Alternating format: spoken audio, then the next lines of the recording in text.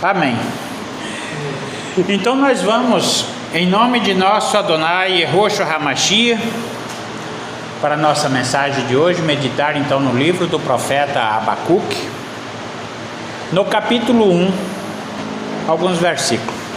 Até quando, ó Yehoshua, eu pedirei socorro e não ouvirás?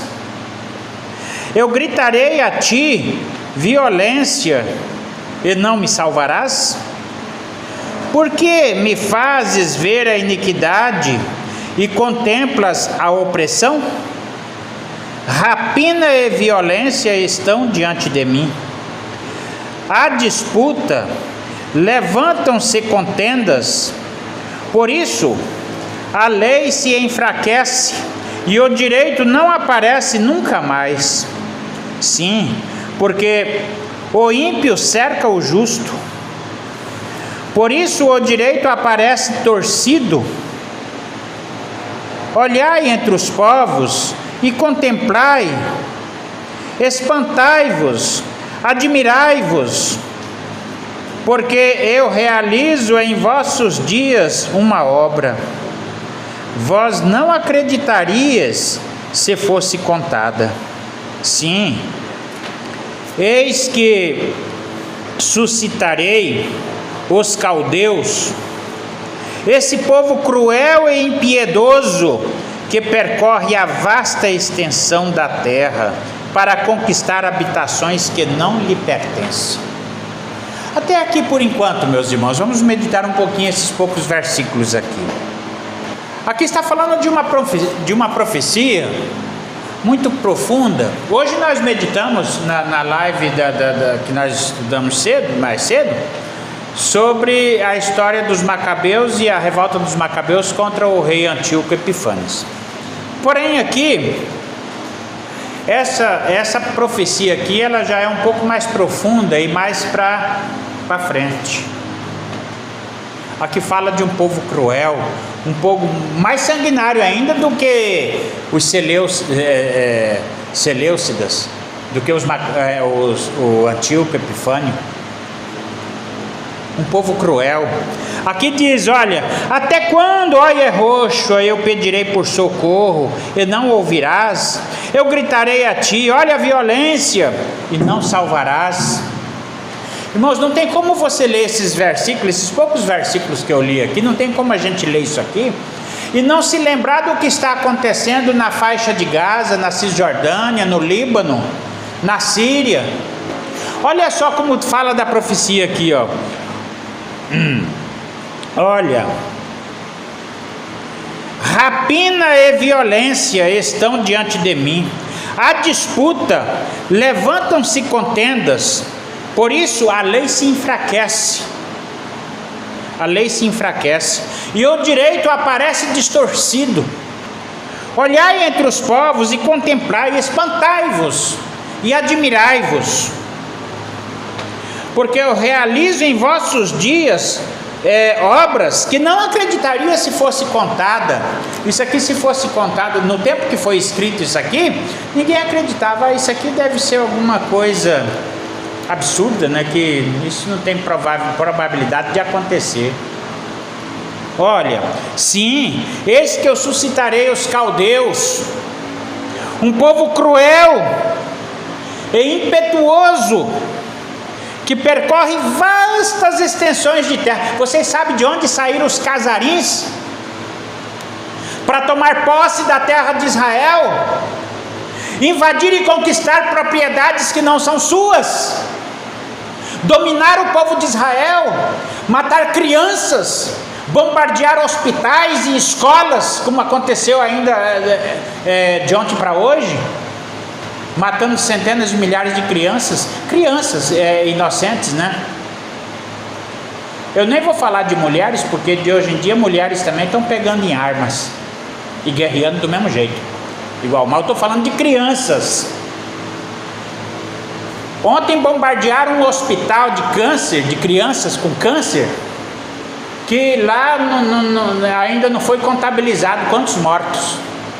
Hospital de doentes. Então, de onde vieram esses casarins que dizem ser judeus e não são, mas mentem, são a sinagoga de Rachatã. Aí então vem aqui, voltando lá no versículo 1: até quando, ó Senhor Yehoshua, eu pedirei socorro e não ouvirás? Eu gritarei a ti, é violência, violência, violência cobre a terra, e não salvarás? Por que me fazes ver a iniquidade e contemplas a opressão? Isso é opressão, irmãos. É opressão, não existe, é extermínio, genocídio. Aqui mais para frente, ainda no verso 7, diz assim: ele é terrível, é temível, dele procede o seu direito e a sua grandeza. Aí se uniu o demônio e o Satanás, Benjamin Netanyahu e Donald Trump e Bolsonaro. Quando se uniu os três, está feita a trindade satânica. Os seus cavalos são mais rápidos do que panteras, mais ferozes do que lobos da tarde. Os seus cavaleiros galopam, seus cavaleiros chegam de longe. De longe. De onde vieram esses invasores? Esses dominadores de terras que não lhe pertencem? Eles voam como águia que se precipita para devorar. Voam como águia, quer dizer, cavalos de ferro, né, que voam como águia, né? Aqui está profetizando a vinda dos caças, né? Os jatos, os bombardeios, né? Porque lá o que está acontecendo lá é bombardeio que não termina nunca. E cada bombardeio daqueles lá que extermina com as crianças. Acorrem todos para a violência, a sua face é ardente, é como um vento do oriente, eles amontoam prisioneiros como areia, ele zomba dos reis, príncipes são para ele motivo de riso, ele se ri de toda a fortaleza e amontou a terra e a toma. Então o vento virou e passou. É culpado aquele cuja força é o seu Deus. Não teme a Deus nada, o Deus deles é a sua própria força. Está aqui, irmão, o verso 11 que eu li. Ó. Então o vento virou e passou. É culpado aquele cuja força é o seu Deus. Não és tu, Yehoshua, desde o início, ó meu Deus, o meu santo, que não morre. Yehoshua, tu o estabelece para exercer o direito, ó rochedo, tu o constituíste para castigar. Os teus olhos são puros demais para ver o mal. Tu não podes contemplar a opressão. Por que contemplas os traidores, ó Senhor? Aí aqui vem continuando essa lamentação aqui, mas eu queria mesmo era chegar aqui no capítulo 2, é onde nós finalizamos a nossa meditação de hoje. Eu vou ficar de pé, é o capítulo 2, verso 1. Eu vou ficar de pé em meu posto de guarda, vou colocar-me sobre a minha muralha, vou me colocar sobre minha muralha e espreitar para ver o que ele me dirá e o que ele responderá à minha queixa. Aqui então eu vou aguardar, né? Porque eu já reclamei tanto com o Eterno, com o Altíssimo, e ainda não tive resposta, mas eu vou aguardar para ver a resposta. E então Yehoshua respondeu, olha o verso 2 agora. Então Yehoshua respondeu me dizendo: escreve a visão, grava claramente sobre tábuas, para que se possa ler facilmente, mesmo, até mesmo o que correndo passa. Ler facilmente, é uma visão que para facilmente ser decifrada, até o que correndo passa, porque é ainda uma visão para tempos distantes, para um tempo determinado, mas é o que está acontecendo agora. Ele aspira pelo seu termo, ele angustia e não se engana. Se ele tardar, espera-o, porque certamente virá, o Salvador virá, certamente ele virá, e não tardará, não falhará.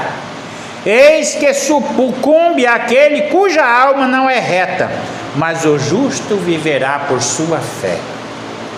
Então nós temos que ter fé, irmão, nós temos que crer.